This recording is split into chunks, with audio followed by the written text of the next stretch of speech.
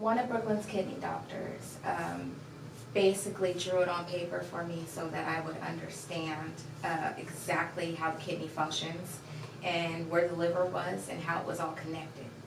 And I don't feel like I understood it until I saw it and how it looked when it was damaged versus how it looked, you know, when it was well. Training using pictures was extremely helpful for you, and kind of it drove home what you needed to know. Oh yeah, for sure. I think when you tell someone their child is going to die, you almost force them to take away the hope.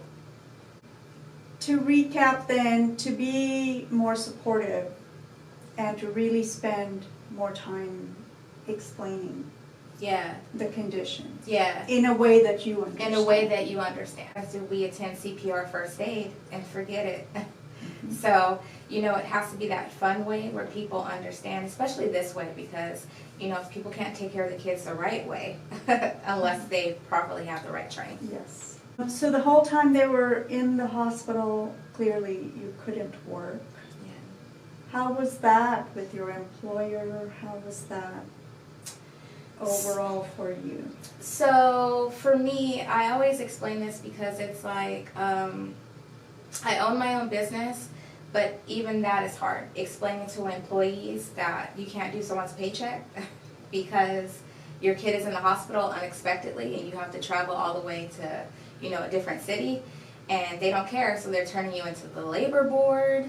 You'd mentioned that Child Protective Services was involved a few times. Yeah. So how is that? Good. No. Now. The CPS cases are good, but before it was overwhelming, I'm not gonna lie. When people call on you and they don't know the whole situation, it becomes a little much. Also, I always feel like sometimes when they come out, they assume because of what was heard. And sometimes you can't assume something from a conversation you had with a parent. So I feel like a lot of times it's ungoverned because they haven't had enough time with that parent. You're great friends now with your CPS nurse, and you actually credit her for providing you with the resources that you needed, linking you to resources, and being a source of support. So it worked out. It worked out that way. Yes. Yes. But I can imagine that's the last thing a parent wants to have on top of everything, is to be reported for being an inadequate parent. Yeah. When they're trying. Yeah.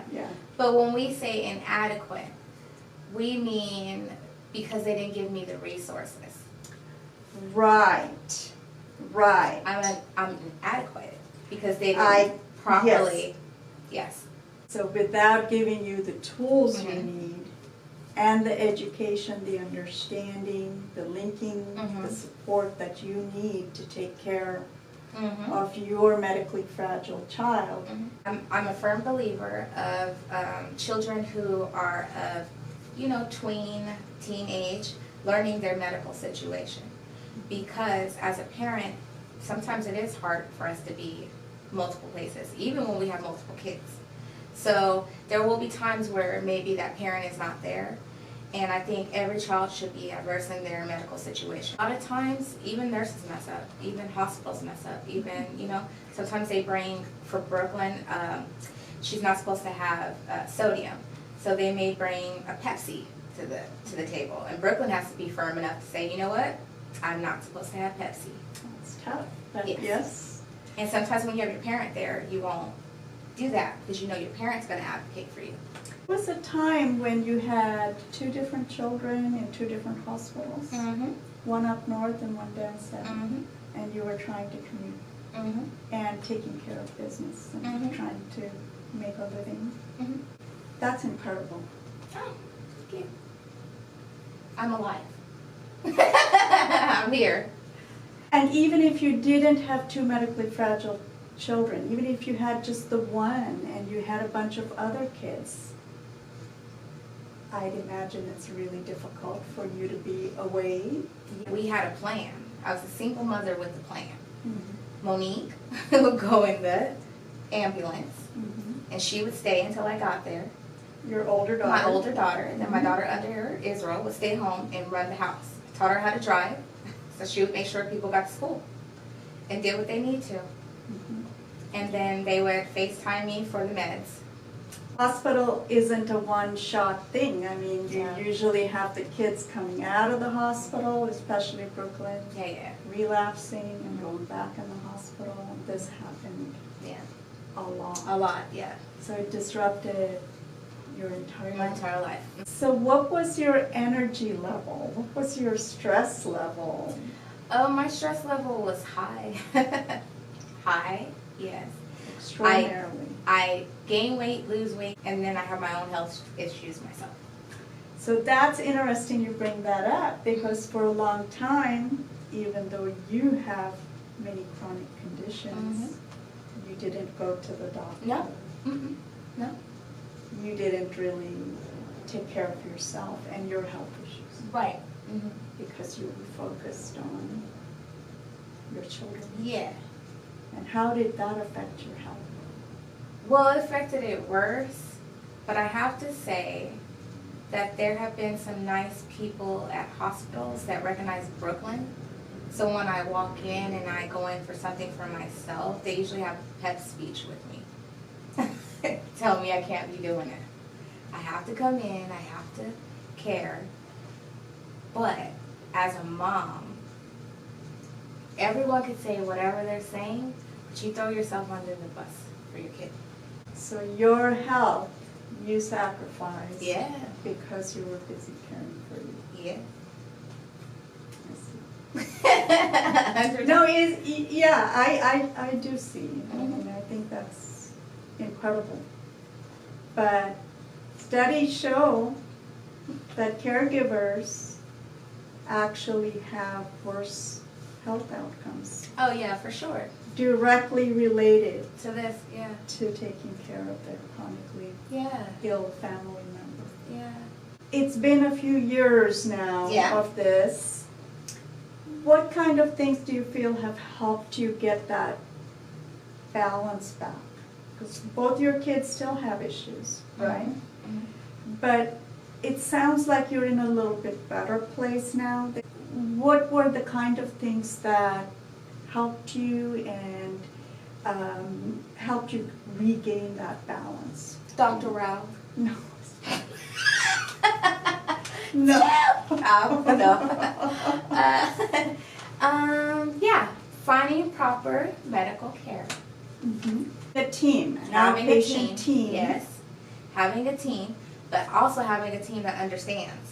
Because sometimes the team doesn't want to listen to the parent, because sometimes they don't see the parent as part of the team.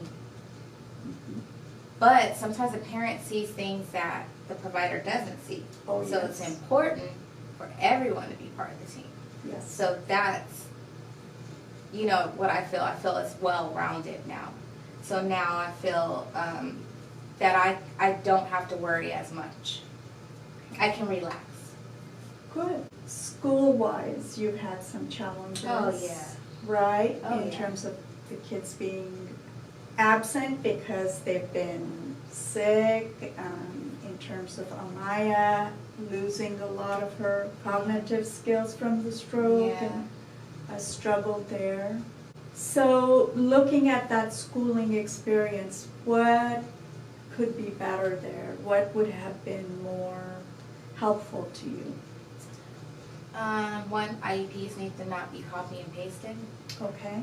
We need to actually not copy and paste and actually take the time to assess each child, because each child has different strengths. Mhm. We can't just say to read at 6th grade level. I mean, what is that? That child may never read at 6th grade level. So we have to think above and beyond the box.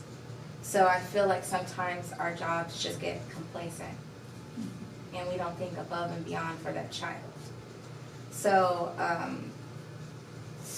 they need to be able to do that, but they also need to be able to properly give the children the services that they need.